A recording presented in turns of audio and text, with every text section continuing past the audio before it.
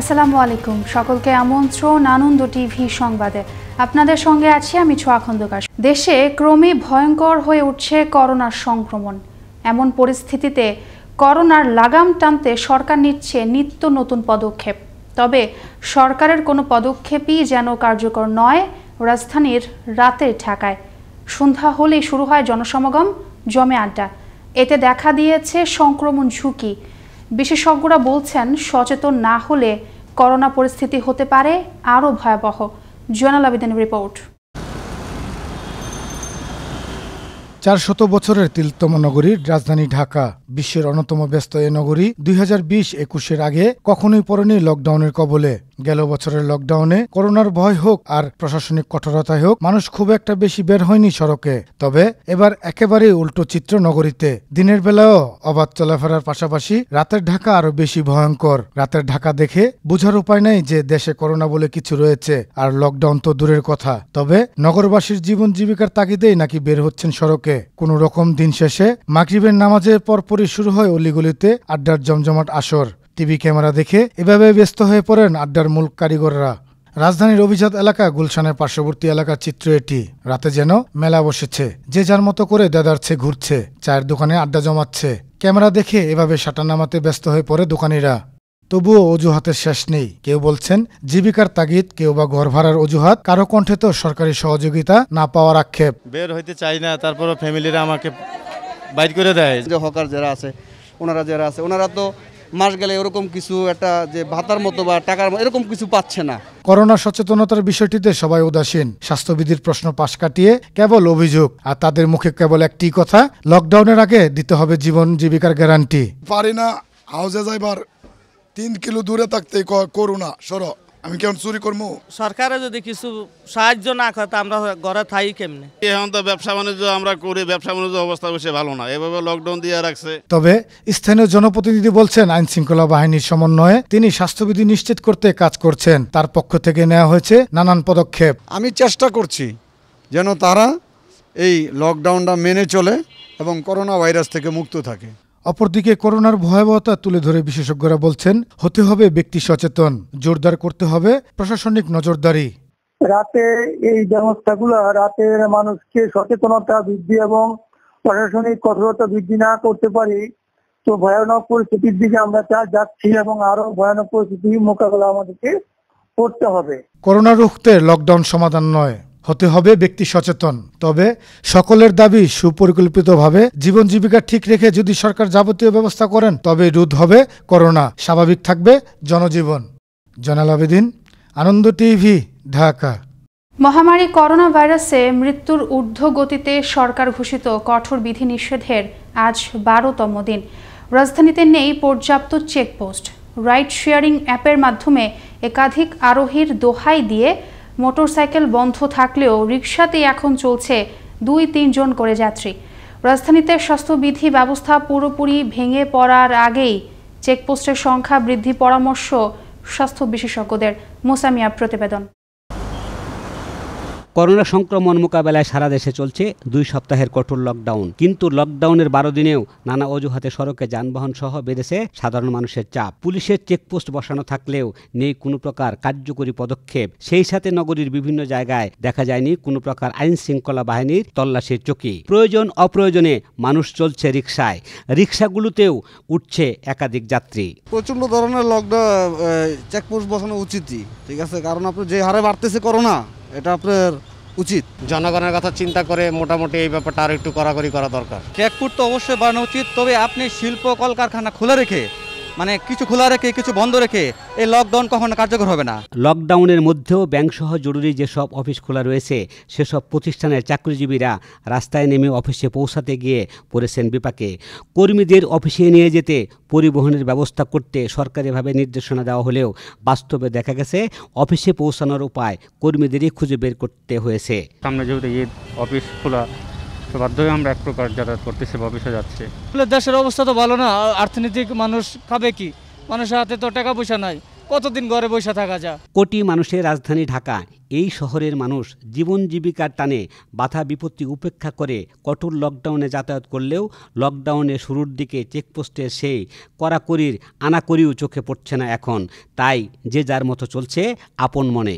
সারা দেশে মৃত্যুর এমন ঊর্ধ্বগতির প্রেক্ষাপটে জনসমাগম এড়াতে চেকপোস্ট বসিয়ে কঠোর নজরদারি বাড়ানোর পরামর্শ এ স্বাস্থ্য বিশেষজ্ঞের। এগুলা কঠোর হতে হবে, চতুর্দিকেই খেয়াল করতে হবে, মানুষের সুযোগ সুবিধা, স্বাস্থ্যবিধি, তারপরে সার্বিক উন্নয়ন, জীবনের দিকে, সব দিকে খেয়াল করতে হবে। করোনা এসে পৃথিবীর সকল নিয়ম ও অভ্যাস বদলে দিয়েছে। সংক্রমণ ঝুঁকি এড়াতে মহামারীকালীন মেনে চলতে হবে সরকারি নির্দেশনা। নিজেকে ও নিজের পরিবারকে সুরক্ষিত রাখতে হতে হবে সচেতন, পাশাপাশি প্রশাসনকেও হতে হবে আরও তৎপর। মুসামিয়া, আনন্দ টিভি, ঢাকা। সোমবার সকালে নারায়ণগঞ্জে সোনারগাঁয়ের বৈদ্যের বাজার ইউনিয়নে প্রধানমন্ত্রীর দেয়া উপহার আশ্রয়ণ প্রকল্পের ঘরগুলো পরিদর্শন করেন জেলা প্রশাসক মুস্তাইন বিল্লাহ। এ সময় তিনি নির্মাণাধীন ঘরগুলোর সমস্যা ও সমাধান সহ বিভিন্ন বিষয়ে সুবিধাভোগীদের সাথে আলাপ করেন। এ সময় উপস্থিত ছিলেন উপজেলা চেয়ারম্যান মোশাররফ হোসেন ও উপজেলা নির্বাহী কর্মকর্তা আতিকুল ইসলাম সহ পদস্থ কর্মকর্তাবৃন্দ। খাগড়াছড়িতে চলমান লকডাউনে বেকার হয়ে পড়া অসহায় দুস্থদের মাঝে খাদ্য সহায়তা সামগ্রী প্রদান করল বাংলাদেশ সেনাবাহিনী। সোমবার বেলা 11টায় জেলার ধলিয়া সরকারি প্রাথমিক বিদ্যালয়ের মাঠে প্রত্যন্ত এলাকার পাহাড়ি বাঙালি জনসাধারণের মাঝে এ সহায়তা সামগ্রী প্রদান করা হয়। এ সময় উপস্থিত ছিলেন মাটিরাঙ্গা জোনের উপ অধিনায়ক মেজর কৌশিক জাহান ও মেজর ইউসুফ সহ সামরিক পদস্থ কর্মকর্তাবৃন্দ। গোপন সংবাদের ভিত্তিতে রোববার রাতে বগুড়ার শাহজাহানপুর এলাকায় 6,600 পিস ইয়াবা ও 4 কেজি গাঁজাসহ 2 মাদক ব্যবসায়ীকে আটক করে র্যাব। এ সময় তাদের কাছ থেকে মাদক পরিবহনে ব্যবহৃত একটি পিকআপ ভ্যানও জব্দ করা হয়। আটক মাদক ব্যবসায়ীরা দীর্ঘদিন ধরে ইয়াবা ও গাঁজার বড় বড় চালান দেশের বিভিন্ন স্থানে সরবরাহ করে আসছিল।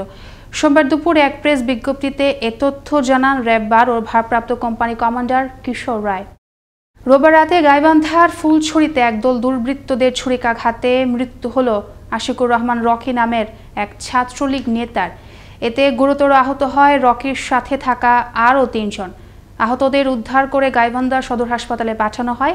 এদিকে স্বল্প সময়ের মধ্যে হামলার প্রকৃত কারণ উদ্ঘাটন ও হামলাকারীদের গ্রেফতারের চেষ্টা চলছে বলে জানান গাইবান্ধার জেলা পুলিশ সুপার তহিদুল ইসলাম। গাইবান্ধার গোবিন্দগঞ্জে ট্রাক ও পিকআপ ভ্যানের মুখোমুখি সংঘর্ষে মৃত্যু হল 2 জনের। এতে আহত হয় আরও 3 জন। সোমবার সকালে বগুড়া থেকে আসা পাথর বোঝাই একটি ট্রাক রংপুর ঢাকা মহাসড়কের গোবিন্দগঞ্জের ফাঁসিতলা পৌঁছলে বিপরীত দিক থেকে আসা একটি পিকআপ ভ্যানের সাথে মুখোমুখি সংঘর্ষ হলে হতাহতের ঘটনা ঘটে। ঘটনার সত্যতা নিশ্চিত করেন গোবিন্দগঞ্জ হাইওয়ে থানার ভারপ্রাপ্ত কর্মকর্তা খায়রুল ইসলাম। নিখোঁজের 3 দিন পর সোমবার সকালে সাভারের তেঁতুলছড়া ইউনিয়নের তরফ রাজাঘাট এলাকা থেকে 8 বছরের এক শিশুর লাশ উদ্ধার করে পুলিশ। এ ঘটনায় শিশুটির খালু নাজমুল মিয়াকে আটক করে জিজ্ঞাসাবাদ করা হয়। এক পর্যায়ে পূর্ব শত্রুতার জেরে শিশুটিকে হত্যার কথা স্বীকার করে নাজমুল মিয়া। ঘটনার সত্যতা নিশ্চিত করে সাভার মডেল থানা পুলিশ। গোপন সংবাদের ভিত্তিতে রোববার সন্ধ্যায় সিরাজগঞ্জের উল্লাপাড়ায় অভিযান চালিয়ে 200টি গাঁজার গাছ সহ ডেভিড সরকার নামের এক মাদক ব্যবসায়ীকে আটক করে র্যাব। আটক মাদক ব্যবসায়ীকে মাদকদ্রব্য নিয়ন্ত্রণ আইনে মামলা দিয়ে উল্লাপাড়া থানায় হস্তান্তর করা হয়। সোমবার সকাল 10টায় র্যাব 12 পক্ষ থেকে এক প্রেস বিজ্ঞপ্তিতে এ তথ্য জানানো হয়। প্রবাদ রয়েছে, ইচ্ছে থাকলে উপায় হয়, তেমনি অদম্য ইচ্ছার শক্তিতে ময়মনসিংহের হালুয়াঘাটে শুধুমাত্র হোগলা পাতাকে কেন্দ্র করে একেবারে প্রত্যন্ত পরিবেশে গড়ে উঠেছে কুটির শিল্প, যেখানে তৈরি হচ্ছে এখনের তৈরি দেশীয় পণ্য। কর্মসংস্থান হয় শিক্ষার্থী সহ শত শত নারীর। ময়মনসিংহ থেকে ওমর ফারুক সুমনের প্রতিবেদনে আরও জানাচ্ছেন নয়নমণি।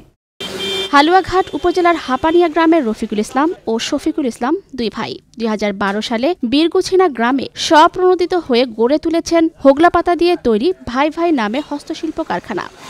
এই হস্তশিল্প কারখানায় তৈরি করা হয় হোগলা পাতার রশি দিয়ে তৈরি বিভিন্ন আকৃতির ঝুড়ি।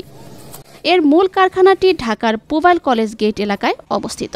জানা যায় এই পণ্যটি চীন সহ বেশ কয়েকটি দেশে সংসারের কাজে ব্যবহার করতে ব্যাপক জনপ্রিয়তা অর্জন করেছে। পুরো এলাকার ভিতরে অনেক লোকজন 80-90 জন লোকজন কাজ করতেছে।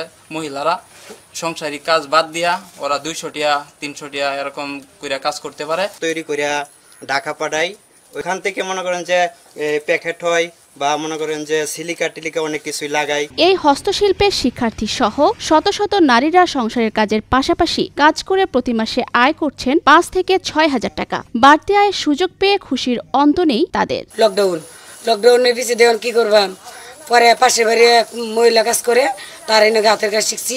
পরিবারেও কাজ করে দুজনে মিলে 16-17 হাজার টাকা পাই।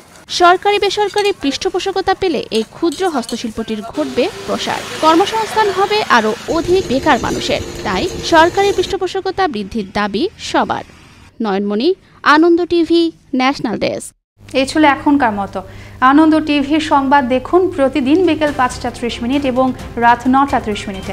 আনন্দ টিভির সঙ্গে থাকার জন্য সকলকে ধন্যবাদ।